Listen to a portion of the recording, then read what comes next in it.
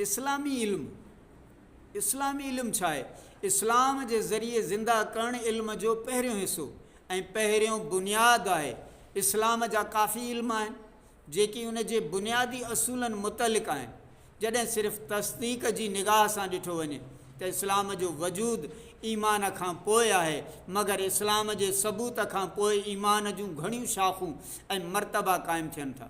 जहिड़ो क इल्मुल यकीन, ऐनुल यकीन ऐं हक़ुल यकीन जा दर्जा आहिनि, जिन खे ॿियनि लफ़्ज़नि में तौहीद, मार्फत ऐं मुशाहिदे सां ताबीर कयो वञे थो।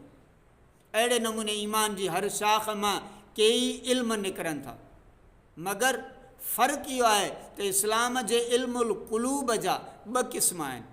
हिकु क़िस्म ख़वास लाइ, ॿियो अवाम लाइ।